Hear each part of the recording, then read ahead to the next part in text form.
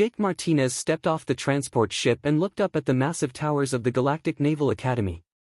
The buildings stretched so high into the purple sky of Nexus Prime that their tops disappeared into the clouds. He had dreamed of this moment for years, but now that he was here, his stomach felt tight with nerves. Around him, other new cadets were saying goodbye to their families. Jake watched a group of Crothery parents tower over their already tall children, their gray skin gleaming in the alien sunlight. Their deep voices rumbled like distant thunder as they spoke in their native language. Nearby, a family of Vespians buzzed and clicked to each other, their insect-like features moving too fast for Jake to follow. Jake shouldered his single bag and walked toward the academy entrance alone. No family had come to see him off. The foster home back on Earth had been glad to see him go, and he had no real family to speak of. But that was fine by him. He had earned his place here through his own hard work, and he would succeed the same way. The main hall of the academy was enormous. Hundreds of cadets from different species filled the space, their voices creating a symphony of sounds that hurt Jake's ears. He had studied the major species in the Galactic Alliance, but seeing them all together was overwhelming. The Crothery were the most obvious. They stood nearly 8 feet tall with thick gray skin and muscles that looked like they could crush steel. Their eyes were small and dark, set deep in their large skulls. Jake had read that they could lift 3 times their own body weight without breaking a sweat. The Vespians were completely different. They looked like a cross between humans and insects, with thin bodies covered in smooth chitin. Their large compound eyes never seemed to stop moving, and they could run faster than any other known species. Jake watched one Vespian cadet zip across the hall in seconds, weaving between other students like they were standing still. Then there were the Goliathans. If the Crothery were big, the Goliathans were massive. They looked like living boulders with arms and legs. Their skin was rough and brown like tree bark, and they moved slowly but with incredible strength. Jake saw one Goliathan accidentally bump into a metal bench and leave a dent in it. The Zentorians were the strangest to Jake's eyes. They were tall and thin with pale blue skin that seemed to glow slightly. Their heads were larger than human heads, and their eyes were completely black. Jake knew they were supposed to be the smartest species in the Alliance, able to do math in their heads that would take human computers minutes to figure out.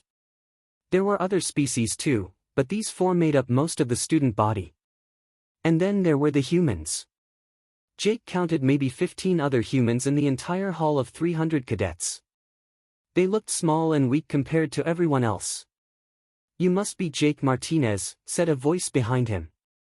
Jake turned to see a Zentorian cadet approaching. The alien was at least 7 feet tall, and his black eyes seemed to study Jake like he was a puzzle to solve. "That's me," Jake said, trying to sound confident. "I am Zek. I believe we are roommates." The Zentorian's voice was soft and musical, but there was something friendly about it that put Jake at ease. "Nice to meet you, Zek." Jake held out his hand. Zek looked at it for a moment, then carefully shook it with his long, thin fingers. "I have studied human customs," Zek explained. "I thought it would be useful since we will be living together." They walked through the academy together as Zek showed Jake around. The buildings were designed for multiple species, so the hallways were wide and the ceilings were high. Everything was made of some kind of metal that gleamed like silver but felt warm to the touch. "The Academy has been training officers for the Galactic Fleet for over 200 years, Zek explained as they walked. "Each species brings their own strengths to the Alliance. The Crothery are our heavy assault troops. The Vespians are scouts and quick strike forces. The Goliathans handle engineering and heavy lifting. The Zentorians work in strategy and communications." "What about humans?" Jake asked. Zek was quiet for a moment. "Humans are new to the Academy. Your species only joined the Alliance 15 years ago. Most instructors are still trying to figure out where humans fit in the military structure." They reached their dormitory building and took an elevator up to the 15th floor. The elevator was big enough to hold a Goliathan, which meant it felt huge to Jake. Their room was simple but comfortable, with 2 beds, 2 desks, and a large window that looked out over the academy grounds. "I should warn you about something," Zek said as they unpacked their belongings. There is an unofficial hierarchy here among the different species. It is not part of the official academy rules, but most students follow it anyway. What kind of hierarchy? Jake asked, though he was pretty sure he already knew the answer. The stronger species are generally considered more important. Crothari are at the top, then Goliathans, then Vespians, then Centaurians. Humans. Zek paused, looking uncomfortable. Humans are usually placed at the bottom. Many students think humans are too weak to be useful in real combat. Jake felt his jaw tighten, but he kept his voice calm. And what do you think? I think species strength is not the only thing that matters in warfare, Zek replied. But not everyone agrees with me. Some students can be quite unpleasant about it. That evening, Jake went to the dining hall for dinner. The room was set up with different sections for different species, each with food suited to their biology. The human section was small and mostly empty. Jake got his food and sat down alone. As he ate, he noticed groups of other species looking in his direction and talking quietly among themselves. A few Crothari cadets laughed loudly at something, and Jake was pretty sure they were laughing at him. He kept eating and tried to ignore them. After dinner, Jake walked back to his room alone. The academy felt huge and empty around him. He thought about the months of training ahead, about proving himself worthy of being here. He thought about the other species who saw him as weak and useless. But Jake had been underestimated before.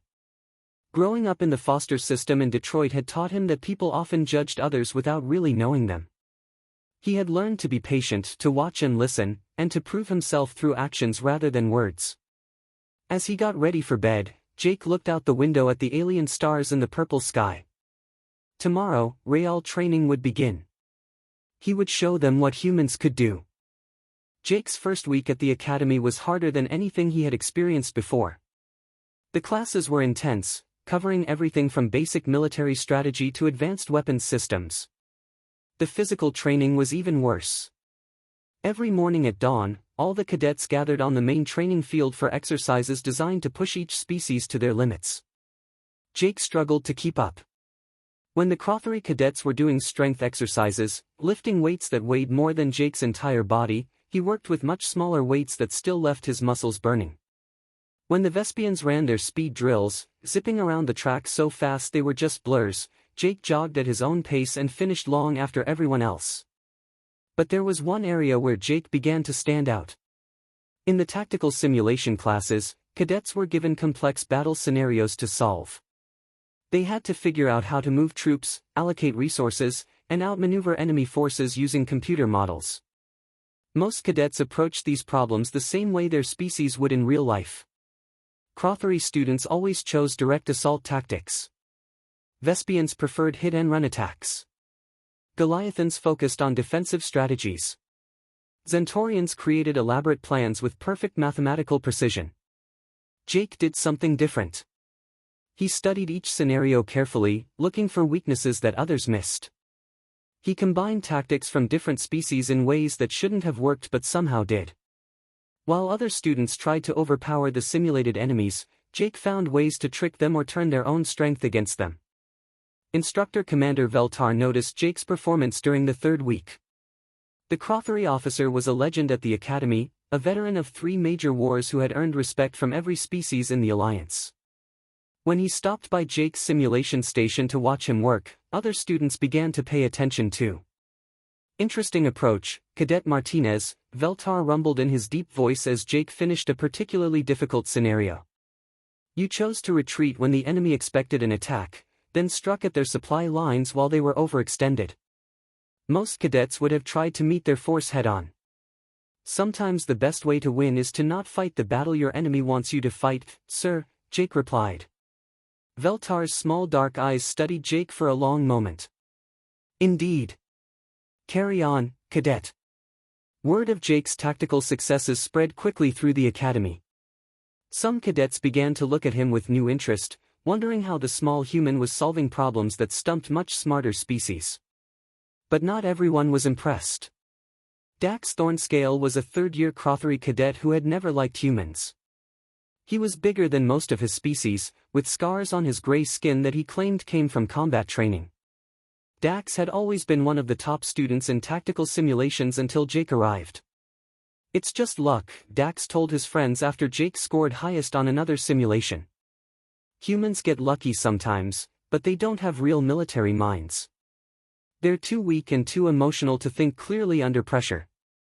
Dax's friends agreed loudly. They were a mixed group of cadets who followed Dax because he was strong and confident. There was Vex and Goral, two other Crothery who weren't as smart as Dax but were just as mean. Rick and Syl were Vespian twins who enjoyed causing trouble. Thug was a massive Goliathan who rarely spoke but always did what Dax told him to do.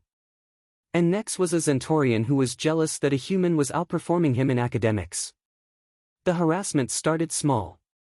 Jake would arrive at the simulation lab to find his assigned computer station had been switched with one that had a broken screen. His training equipment would go missing right before physical exercises. Someone would spill food on his uniform in the dining hall, always making it look like an accident. Jake endured it all without complaining. He had dealt with bullies before in the foster homes and on the streets of Detroit.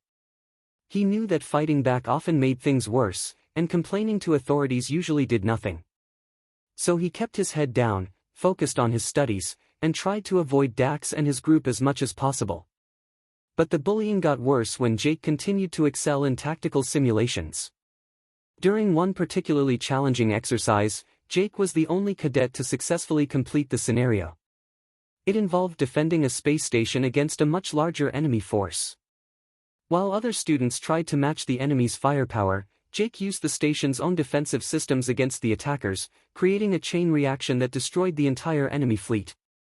Commander Veltar was so impressed that he had Jake explain his solution to the entire class.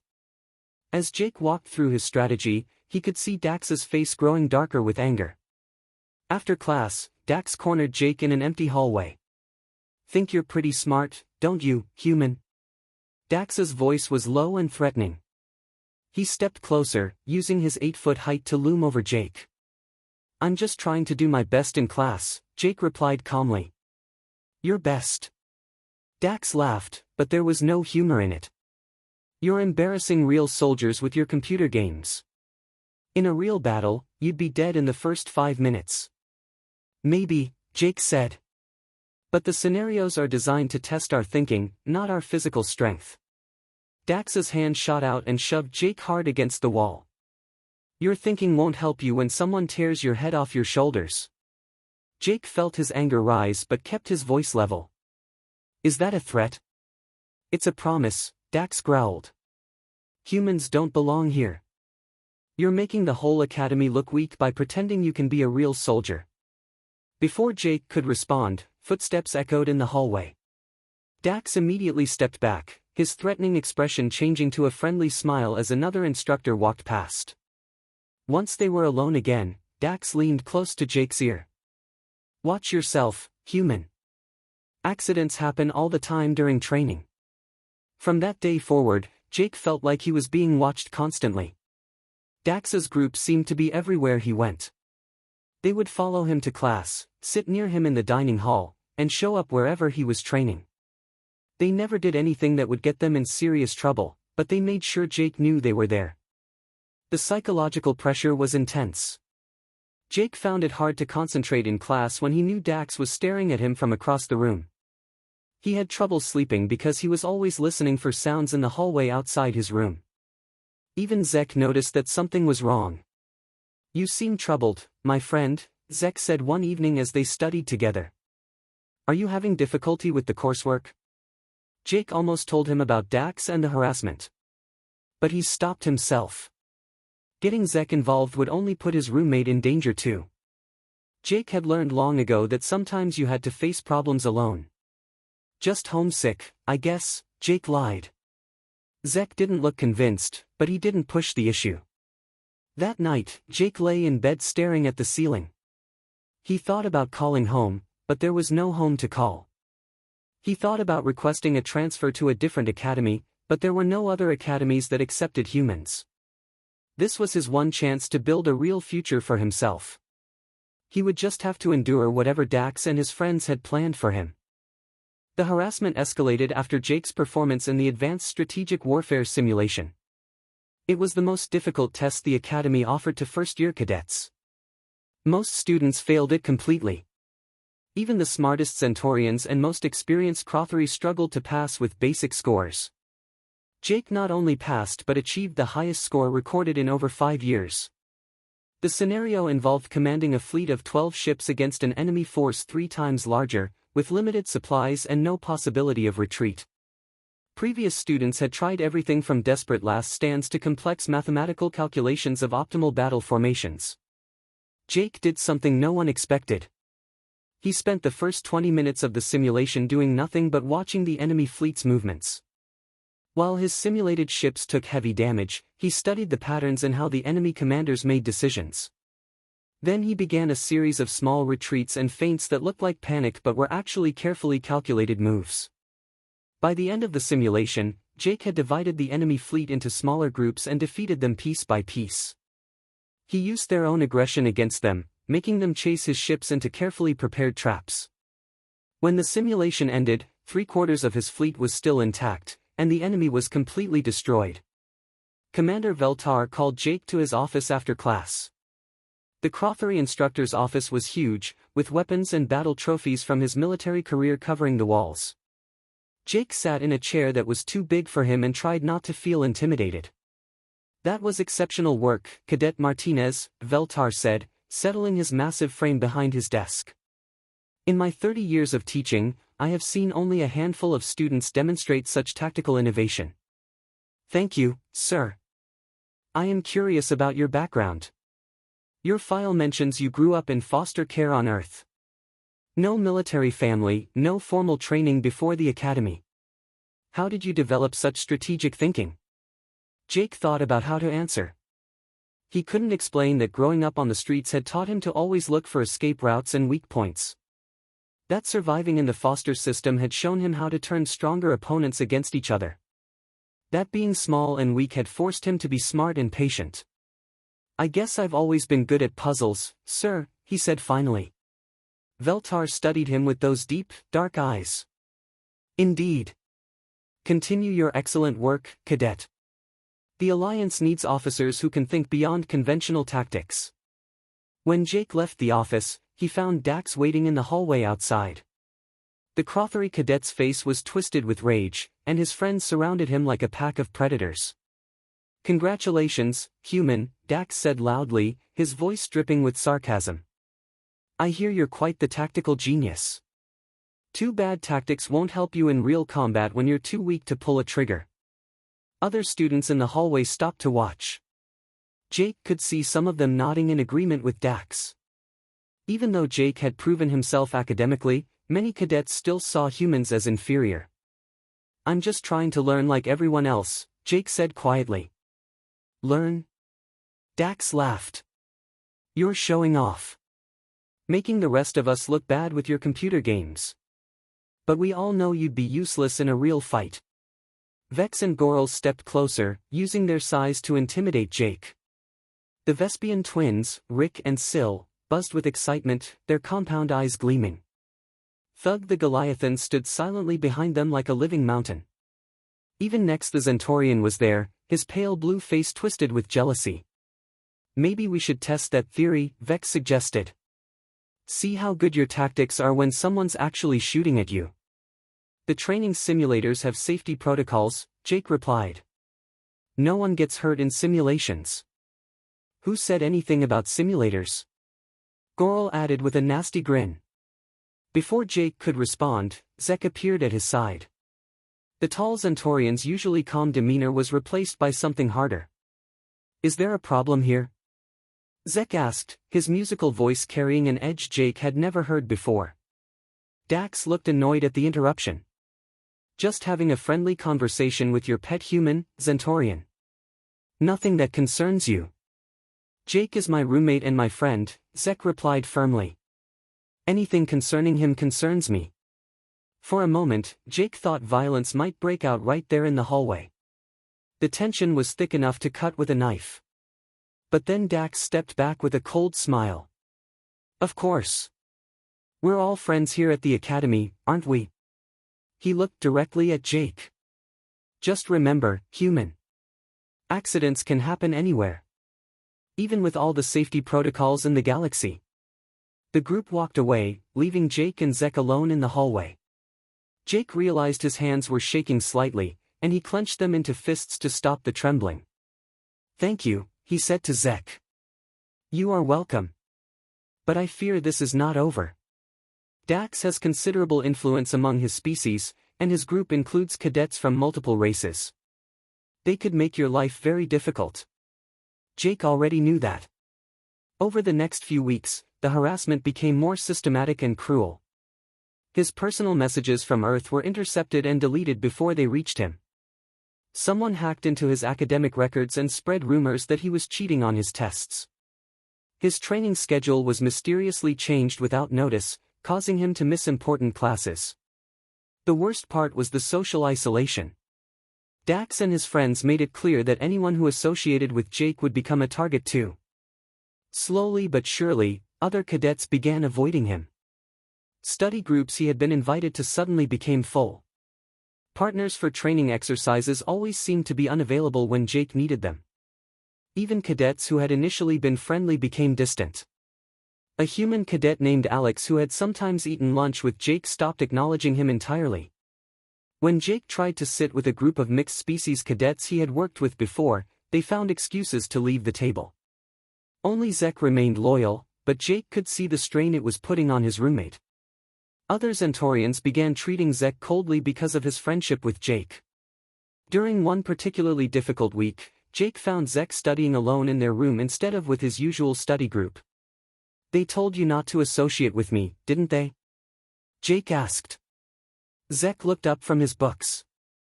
"Some of my fellow Zentorians believe that my academic performance is being negatively impacted by spending time with a human. They suggest I would be better served by focusing on relationships with more intellectually compatible species." "Maybe they're right," Jake said quietly. "I don't want to ruin your chances here." "They are not right," Zek replied firmly. "Friendship is not about intellectual compatibility. It is about trust and loyalty and shared experiences. These are things that cannot be measured or calculated." But Jake could see the doubt in his friend's black eyes. The constant pressure was getting to both of them. Things came to a head during a combat training exercise in zero gravity. The cadets were practicing boarding actions, learning how to fight inside spacecraft where there was no up or down. It was dangerous training that required perfect coordination and trust between partners. Jake was paired with a Vespian cadet named Kor who had previously been neutral toward humans. But as they practiced together, Jake noticed that Kor seemed distracted and nervous. During one complicated maneuver, Kor's timing was off, and Jake nearly crashed into a bulkhead at high speed. "Sorry," Kor muttered. "Lost my concentration." But Jake could see Dax watching from across the training bay, and he understood. Kor had been warned to stay away from the human, and now he was too worried about the consequences to focus on the exercise. After training, Jake overheard Dax talking to some younger cadets. "See how dangerous it is to work with humans?" Dax was saying. "They can't be trusted in combat situations. They panic under pressure and get their partners killed. The smart move is to avoid them completely." Jake walked past without saying anything, but inside, his anger was building. He had been patient for months, enduring every insult and setback without fighting back. But seeing his mere presence putting other cadets in danger was too much. That night, Jake lay awake planning. Maybe it was time to stop being patient. Maybe it was time to show Dax and his friends exactly what a human could do when pushed too far. The Academy's zero-gravity training facility was a maze of corridors, chambers, and obstacles designed to simulate the interior of a starship. Cadets trained there twice a week, learning how to move and fight in the weightless environment of space. The facility was huge, with dozens of training areas connected by narrow passages and maintenance shafts. Jake had always enjoyed zero-gravity training. Without the constant reminder of how much smaller and weaker he was compared to other species, he could focus purely on technique and strategy. In weightlessness, mass mattered less than momentum, and intelligence mattered more than raw strength. On this particular day, Jake was practicing solo navigation drills in one of the facility's more isolated sections. The area was used for advanced training, with complex layouts that challenged even experienced cadets. Most first-year students avoided it, but Jake found the puzzle-like nature of the course helped him relax and think clearly. He was halfway through a particularly tricky sequence when he heard voices echoing through the corridors. Jake paused, floating in the middle of a cylindrical chamber, and listened carefully. The voices were getting closer, and he recognized Dax's deep rumble among them. Jake quickly pushed himself toward a maintenance hatch, intending to avoid another confrontation. But before he could reach it, Dax and his 6 followers emerged from 3 different passages, surrounding him completely. In the confined space of the training facility, there was nowhere to run. Well, Dax said, his voice carrying clearly in the thin air. Look what we found floating around where he doesn't belong. The 7 cadets spread out in the chamber, using the walls and handholds to position themselves strategically. Jake found himself in the center, unable to reach any of the exits without going through them. This is a restricted training area, Jake said, trying to keep his voice calm. We're not supposed to be here without an instructor. Worried about breaking rules, human? Vex laughed. That's so typical of your weak species. Always hiding behind regulations instead of handling problems directly. I don't want any trouble, Jake replied. I'll just leave and we can all pretend this never happened. Oh, but there is trouble, Dax said, pushing himself closer to Jake with smooth, practiced movements. The trouble is that you're still here, in our academy, pretending to be a real soldier. The others began to close in as well. Rick and Syl, the Vespian twins, moved with their species' characteristic speed even in zero gravity. Goral and Vex flanked Jake from opposite sides, their gray skin gleaming under the facility's harsh lights. Thug the Goliathan used his massive hands to pull himself along the walls, each movement causing the entire chamber to vibrate slightly. Next the Zentorian hung back slightly, but his black eyes gleamed with anticipation. Look, I get it, Jake said, raising his hands in a peaceful gesture. You don't think humans belong here? Maybe you're right. Maybe I should transfer to a different program. Transfer? Dax's laugh was cold and harsh. There is no transfer, human. There's only one way for you to leave this academy. What do you want from me? Jake asked. We want you gone, Goral snarled. Permanently. You've embarrassed us long enough with your lucky guesses and computer tricks. It's time for you to learn what real combat is like. The medical bay has excellent facilities, Vex added with a cruel smile. Very advanced. They can fix almost any injury, no matter how severe. Jake felt his stomach tighten with fear, but he forced himself to stay calm. 7 against 1. That seems like poor odds even for a weak human. Poor odds for you, Rick buzzed, his insect-like features twisted with malice. But we're not interested in fair fights. We're interested in teaching lessons. What lesson is that? Jake asked, stalling for time while he studied the chamber around him. That humans are prey, Dax replied. And we are predators. Jake looked around at the 7 aliens surrounding him. Each one represented the pinnacle of their species' evolution. Dax, Vex, and Goral were products of a warrior culture that had conquered half their solar system before joining the Alliance. The Vespian twins came from a species of natural hunters with reflexes faster than human thought. Thug's people had evolved on a high-gravity world where only the strongest survived. Nex belonged to a race of intellectual elites who saw other species as inferior by definition. And they were all focused on him. I never wanted to be your enemy, Jake said quietly. I just wanted to learn and serve in the Alliance fleet. Your wants don't matter, Dax replied. Your species is weak, and weakness is a disease that spreads if it's not cut out. We're going to cure the Academy of its human problem. Starting with you, Syl added, flexing her razor-sharp claws. Jake closed his eyes for a moment and thought about his life. He remembered the foster homes where bigger kids had picked on him because he was small and had no family to protect him. He remembered the streets of Detroit where he had learned that sometimes you had to fight even when the odds were impossible. He remembered the burning building where he had saved 3 people because no one else was willing to try. When he opened his eyes, something had changed in his expression. The fear was still there, but it was joined by something else. Something cold and calculating. "You know what?" Jake said, his voice suddenly steady.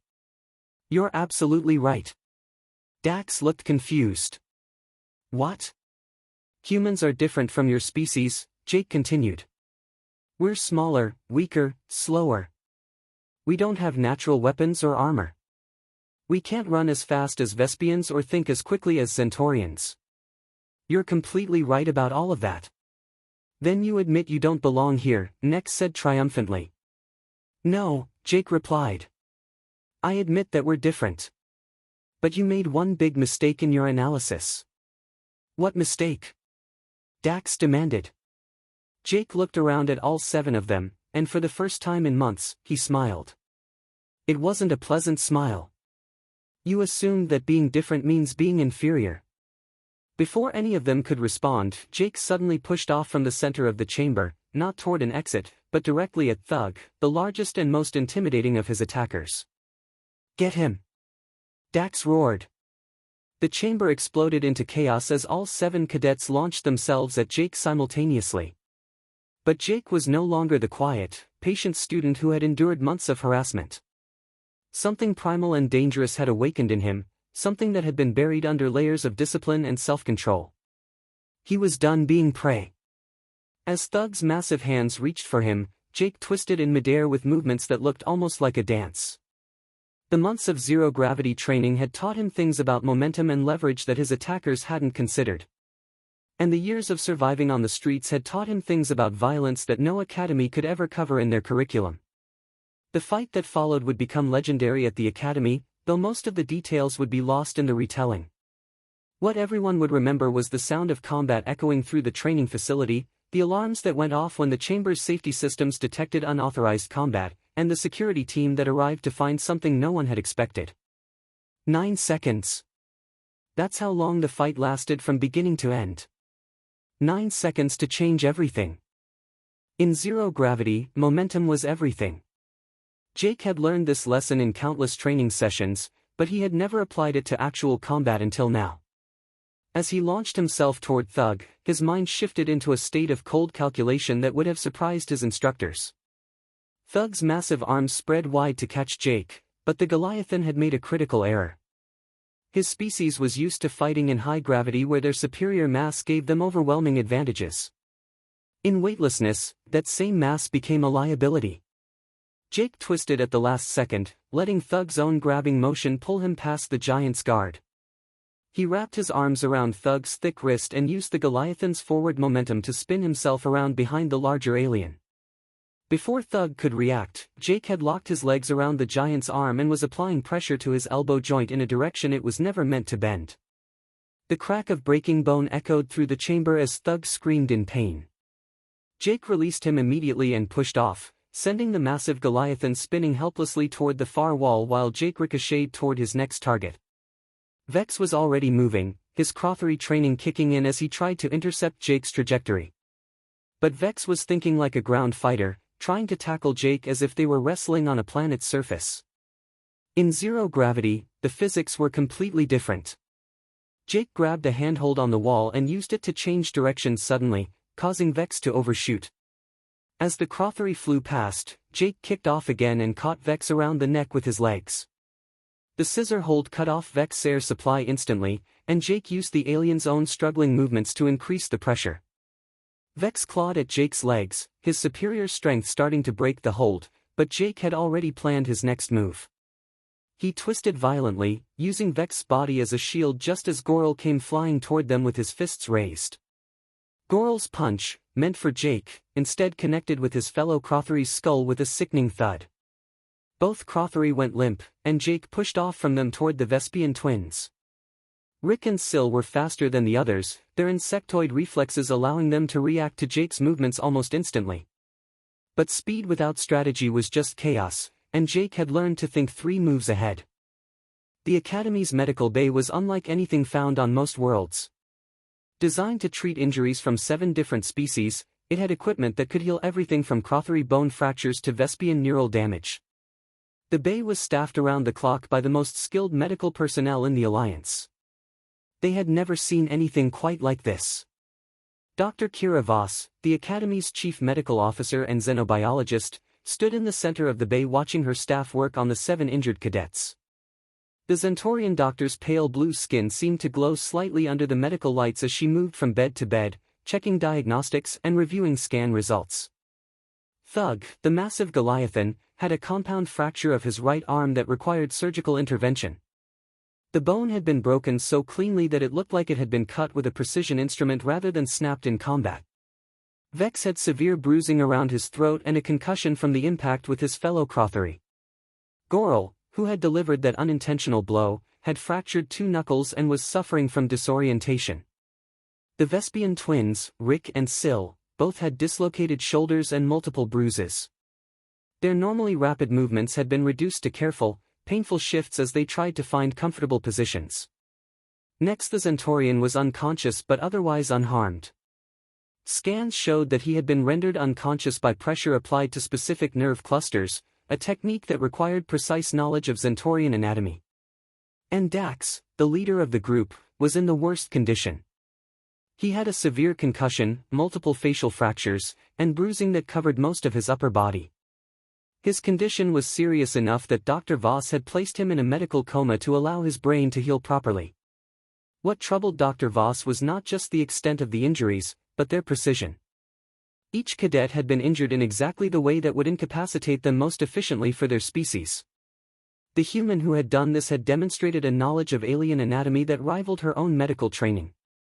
Commander Veltar entered the medical bay as Dr. Voss was finishing her rounds.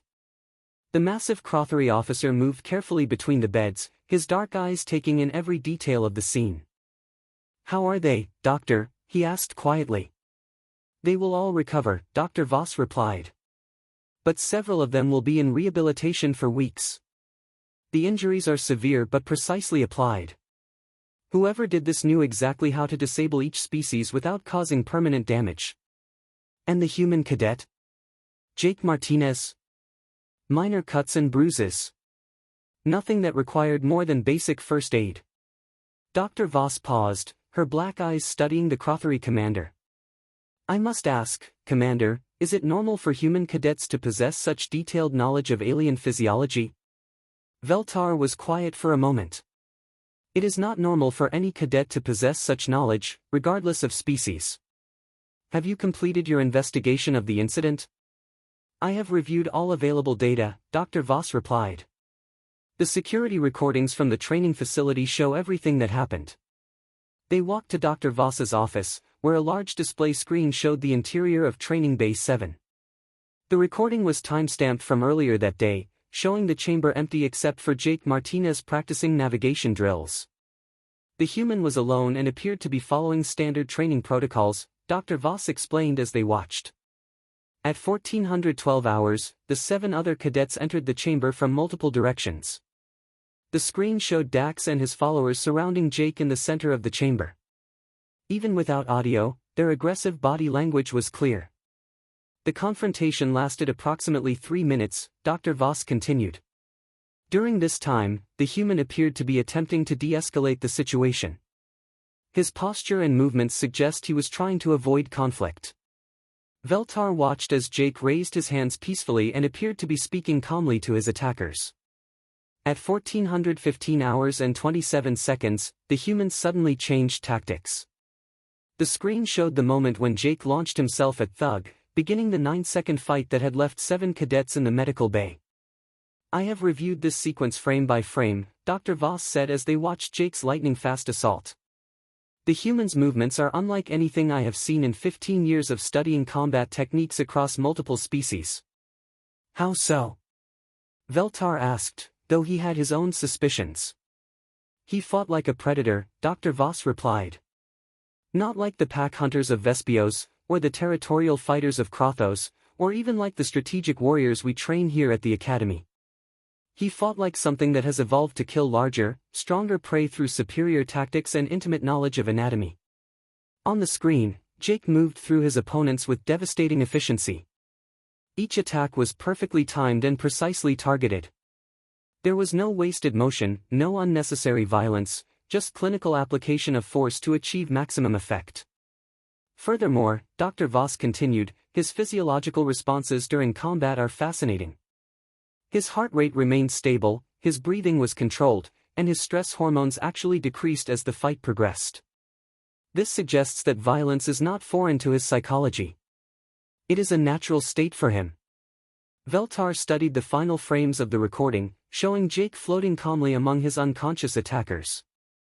What do you know about human evolution, Doctor? Very little, Dr. Voss admitted.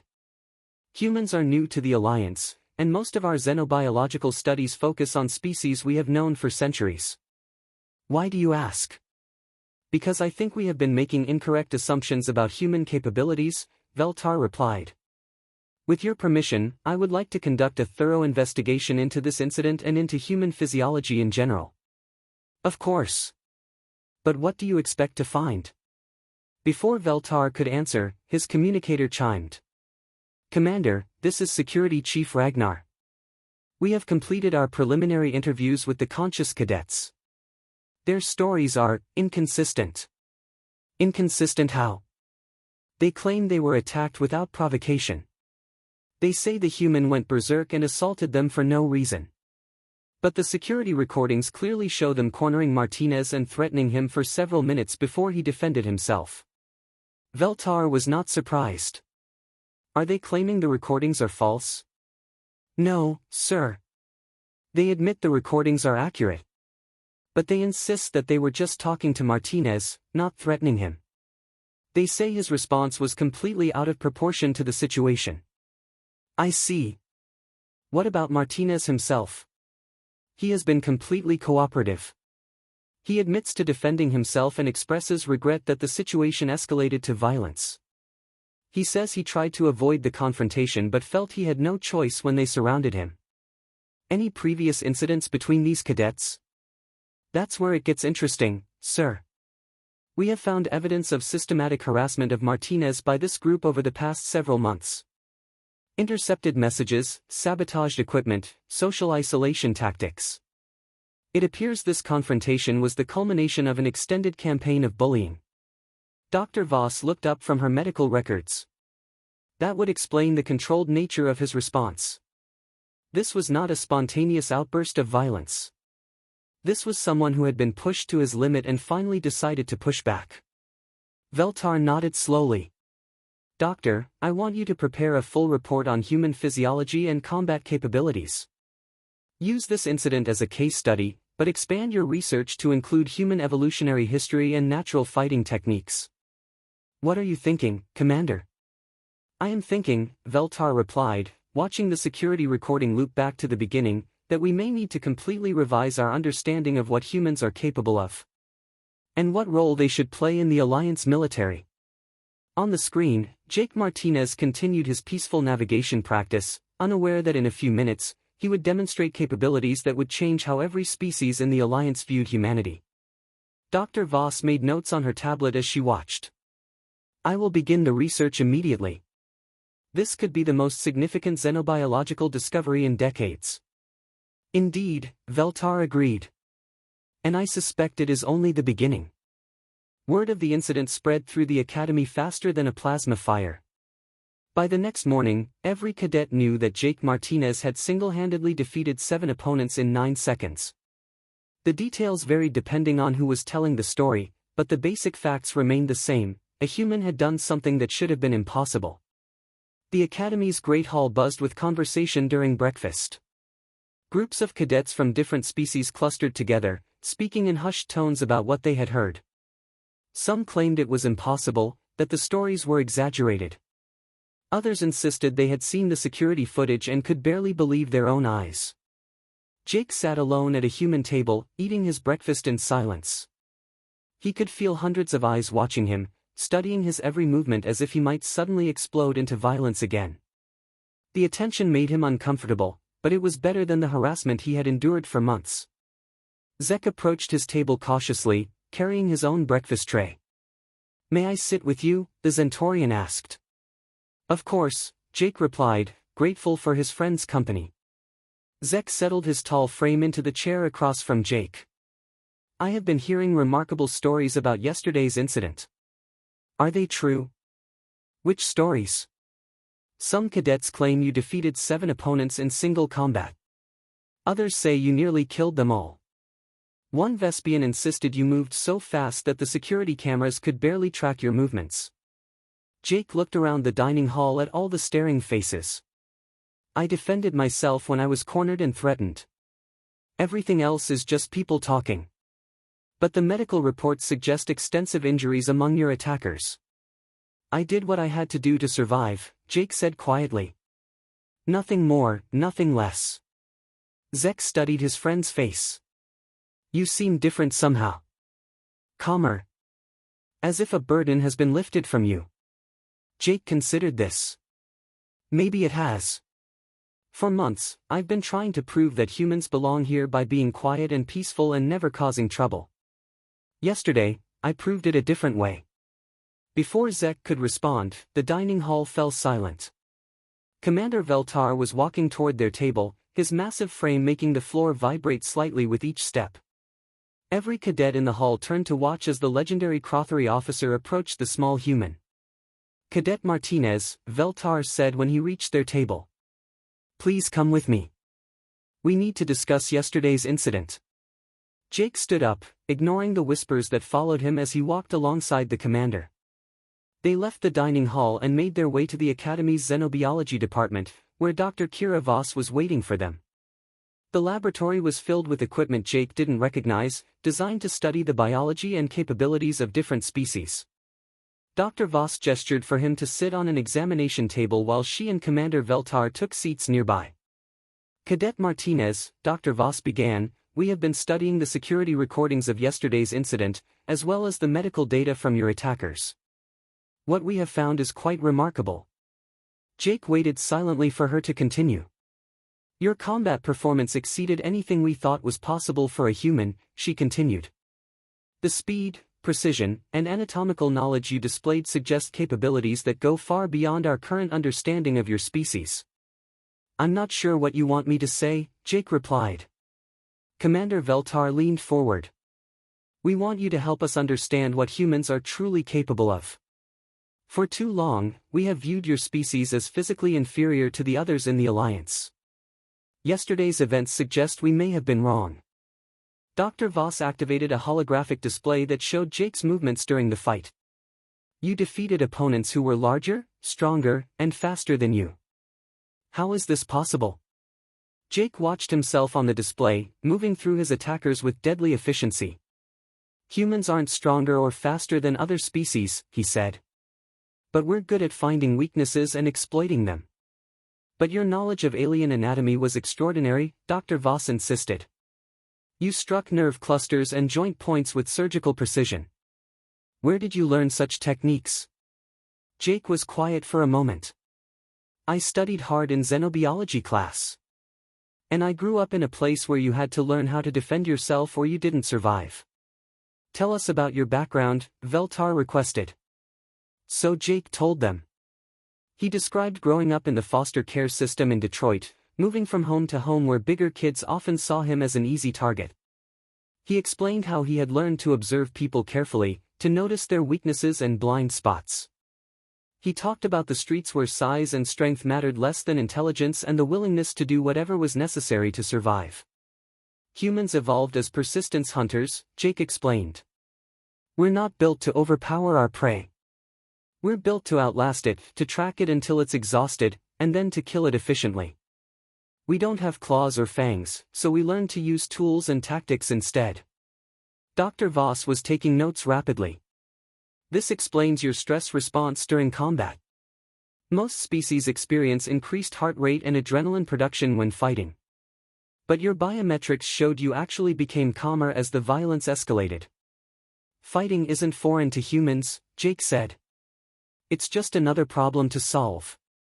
The key is to stay calm and think clearly while your opponents are panicking or getting angry. Commander Veltar stood up and began pacing. This changes everything. We have been trying to fit humans into existing military roles based on the assumption that you are simply weaker versions of other species. But you are not weak at all. You are specialists. Specialists in what? Jake asked. Survival, Veltar replied. Adaptation. Problem solving under extreme stress. These are not common traits among the species in the Alliance. Most of us are products of environments that favored specific physical capabilities. Crothery evolved on a world where strength determined survival. Vespians developed on a planet where speed was essential. Goliathans come from a high-gravity world that selected for massive builds. Dr. Voss nodded in agreement. But humans evolved on a world that was constantly changing. Ice ages, climate shifts, geological upheaval. Your species survived by being adaptable rather than specialized. Which means, Veltar continued, that humans may be the most valuable military asset the Alliance has ever acquired. Not as heavy assault troops or scouts or engineers, but as something entirely new. Jake was beginning to understand what they were suggesting. You want to create a human military unit. More than that, Veltar said.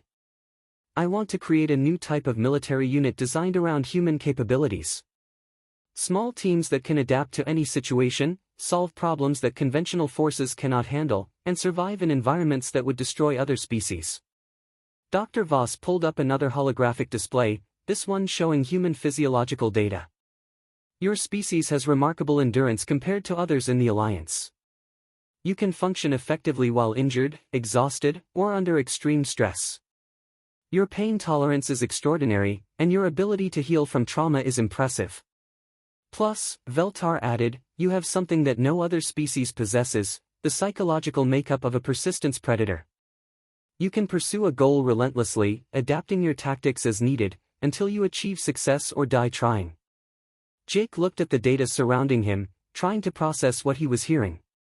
So what happens now? Now, Veltar said, we test our theories. I am recommending you for immediate advancement to specialized training. Dr. Voss will continue studying human capabilities using you as a test subject. And I will begin developing new tactical doctrines based on what we learn. What about the other human cadets? They will be offered the same opportunities, if they choose to accept them. But you will be the prototype, Cadet Martinez. The first of a new kind of soldier. Jake thought about the months of harassment he had endured, the assumptions everyone had made about human weakness, and the moment yesterday when he had finally shown them what he was really capable of. What would this specialized training involve, he asked. Veltar smiled, the expression looking strange on his usually serious face. Teaching you to be exactly what you already are, but on a much larger scale. Teaching you to hunt enemies across star systems instead of city blocks. Teaching you to solve military problems that have no conventional solutions. Teaching you, Dr. Voss added, to be the predator that other species never see coming until it's too late. Jake looked at both of them, then nodded slowly. When do we start? 6 months later, Jake Martinez stood on the bridge of the Alliance cruiser Endeavour, watching the tactical display as his team prepared for their first official mission. The Rapid Response Corps had become reality faster than anyone had expected, driven by urgent needs across the Alliance's territory. The team behind him represented the new paradigm of Alliance military thinking.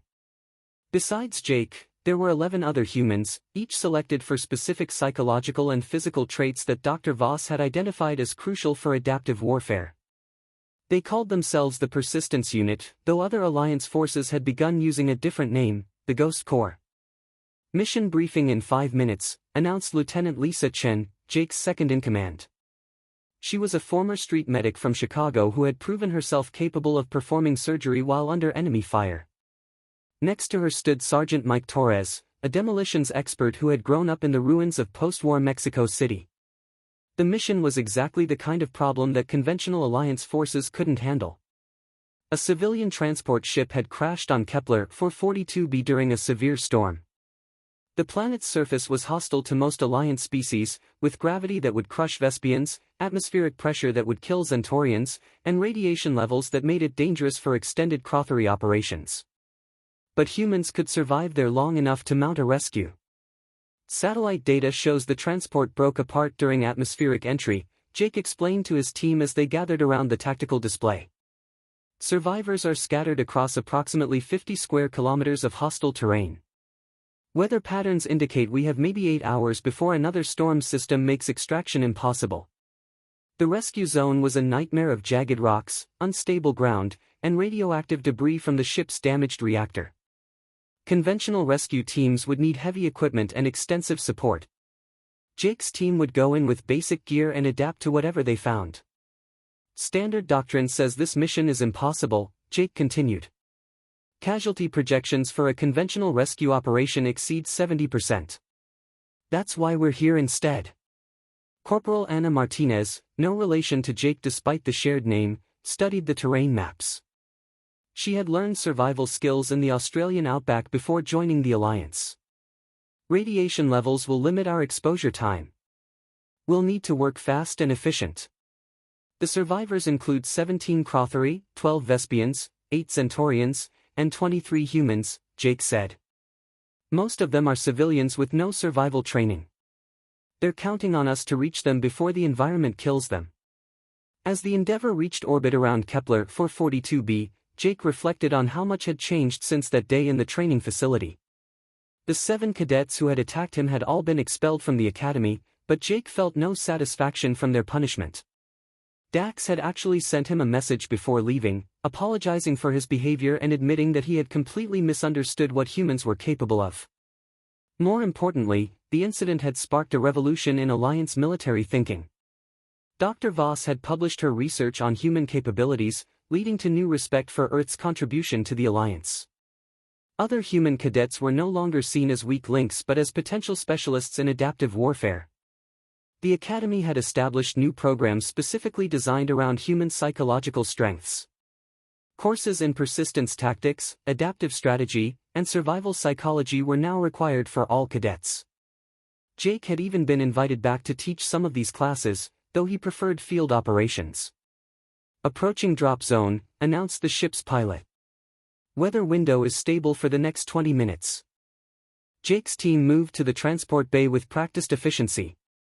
They had trained together for months, learning to function as a unit while maintaining the individual adaptability that made humans unique. Each team member carried minimal equipment, relying on intelligence and improvisation rather than overwhelming firepower. Remember, Jake said as they prepared to deploy, we're not trying to overpower this environment. We're trying to outsmart it. Stay flexible, watch each other's backs, and adapt to whatever we find down there. The drop pods launched simultaneously, carrying the 12-person team toward the planet's surface. As they descended through the atmosphere, Jake felt the familiar calm that came with dangerous situations. This was what humans were built for, taking impossible situations and finding ways to survive them. The landing was rough, with high winds and unstable ground making precise deployment impossible. Jake's pod came down hard in a field of sharp rocks, the impact jarring but not debilitating. His enhanced human physiology absorbed the shock better than most Alliance species could have managed. Within minutes, his team had regrouped and begun moving toward the first group of survivors. The terrain was exactly as hostile as the satellite data had suggested, but Jake's people adapted quickly. They found paths through the debris that heavier species couldn't have used, identified shelter in places that others would have overlooked, and moved across unstable ground with the sure-footedness of persistence hunters. The first survivors they found were a group of Vespians trapped under wreckage from the transport's cargo bay. The insectoid aliens were barely conscious, their bodies shutting down from the planet's crushing gravity. Jake's team worked quickly to free them, using improvised leverage and careful coordination to move debris that should have required heavy machinery. Transport to extraction point 1, Jake radioed as his medics stabilized the Vespians. 7 survivors secured and ready for pickup. The pattern repeated across the crash site. Jake's team moved from survivor group to survivor group, adapting their tactics to each situation. When they found Crothari trapped in a collapsed shelter, they used controlled explosives to create new access routes. When Centaurians were overcome by radiation poisoning, the humans carried them to safety despite the physical strain. The most challenging rescue came near the end of their operational window. A group of 20 survivors, including children, were trapped in a ravine that was slowly filling with toxic gas from the crashed ship's ruptured systems. Conventional rescue techniques would have taken hours they didn't have. Jake's solution was typically human. Instead of trying to evacuate the survivors up the ravine walls, his team dug a tunnel through the loose rock at the bottom of the ravine, creating an escape route that bypassed the gas entirely. It was dangerous, requiring them to work in an unstable environment with limited visibility, but it got all 20 survivors to safety in under an hour. As the final extraction shuttle lifted off from the planet's surface, Jake looked around at his exhausted team. They had rescued 60 survivors in 8 hours, operating in conditions that would have been lethal to most Alliance species. And they had done it not through superior strength or speed, but through the uniquely human ability to adapt and persist in the face of impossible odds. Mission accomplished, he reported to the Endeavour as they reached orbit. All survivors recovered with minimal casualties. Commander Veltar's voice came through the communications system, carrying obvious satisfaction. Outstanding work, Ghost Corps. That performance exceeded all expectations. As Jake settled back in his seat for the journey home, he thought about how far he had come from that scared cadet who had been cornered in a training facility. The bullies who had tried to drive him away had accidentally proven something important: humans weren't weak copies of other species. They were something entirely different, with capabilities that no one had fully understood until they were pushed to their limits. The Alliance was learning to appreciate what humans brought to the galactic community. Not raw strength or speed or intelligence, but something perhaps more valuable: the ability to survive anything, adapt to any situation, and keep fighting when others would give up. Jake closed his eyes and let himself rest. Tomorrow there would be another impossible mission, another chance to prove that humans belonged among the stars. And he was ready for whatever came next. After all, persistence was what humans did best. Back at the academy, new human cadets were arriving every day, no longer seen as inferior beings but as potential members of the Alliance's most elite units. The story of 7 bullies who had cornered a human cadet had become legend, a reminder that underestimating any species could be a dangerous mistake. And in the medical bay where it had all begun, Dr. Kira Voss continued her research into human capabilities, each new discovery revealing that the Alliance had gained something far more valuable than they had ever imagined when Earth joined their community. They had gained the descendants of the most successful predators in the galaxy, the humans who had learned to hunt anything, survive everything, and never, ever give up.